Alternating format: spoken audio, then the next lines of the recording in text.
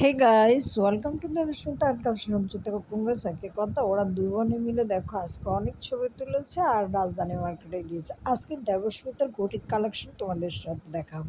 তোমরা চাইলে এই রাজধানী মার্কেটে আমি যেটা একটা তোমাদেরকে কার্ড দিয়েছি, ওই কার্টের মধ্যে যে কোনো তিনটা দোকান থাকবে, ওই দোকান থেকে করতে পারবে, কানেক্ট করতে পারবে। এখন দেবস্মিতা এই ব্রেসলেটটা নিয়েছে কিসের জন্য আমি বলি, 150 টাকা দিয়ে। ওই ব্রেসলেটের দাম কিন্তু 150 টাকা নহে। ও বলছে 200 টাকা, আমার বড় মেয়ে বলেছে 150 টাকা। কি ডাকাতের ডাকাত, চিন্তা করো। শর্ট করে 150 টাকা দিয়ে দিয়ে দিল।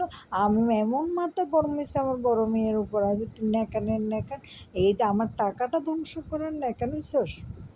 আর ও তো চট করে আমাকে না জেনে না শুনে চট করে প্যাকিং করে দিয়ে দিছে। কারণ এই ব্রেসলেটটার দাম কমসম হলে 50 হতে 60-70 টাকা হবে, তার বাইরে হবে না। 150 টাকার এটা কি হাতের ব্রেসলেট বলো?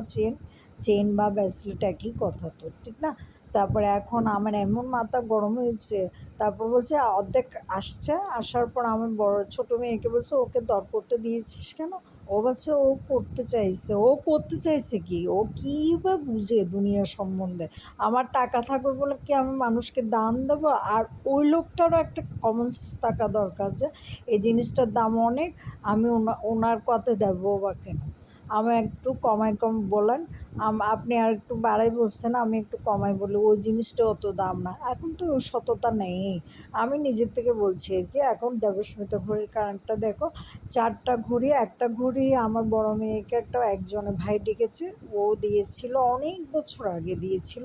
ও ঘড়িটা আজকে বের হয়েছে, অনেক দামি ছিল। ও ঘড়িটা আমি যত্ন করে রেখে দিয়েছিলাম। আমারও একটা ঘড়ি ছিল, কে যেন চুরি করে, আমি বাসা পাল্টানোর সময় চুরি করে নিয়ে গেছে। এইবার বাসা পাল্টানোর সময়, প্রত্যেকবার বাসা পাল্টানোর সময় একটা আমাদের জিনিস চুরি হয়। এবার বাসা পাল্টানোর সময় আমাদের একটা পাঞ্জাবি আর আমার বড় মেয়ের একটা জামা চুরি হয়েছে। গতবার আমি চিটাং থেকে আসার সময় দেখে যে আমার ঘড়িটা বিদেশি ঘড়ি আমার ভাইয়ে দিয়েছিল, আর ভাইয়ের জ্যাঠাতো ভাই বিদেশ থাকে, সেই ঘড়িটাও হারিয়ে গেল, বুঝছো?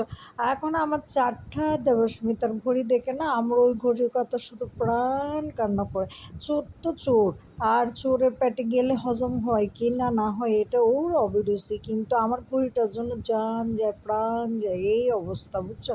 আর দেবস্মিতার দুষ্টামি আছে, লেখাপড়া একটু কম, আমার বড় মেয়েটার ডিভিলিং আছে। বাস, বাই বাই।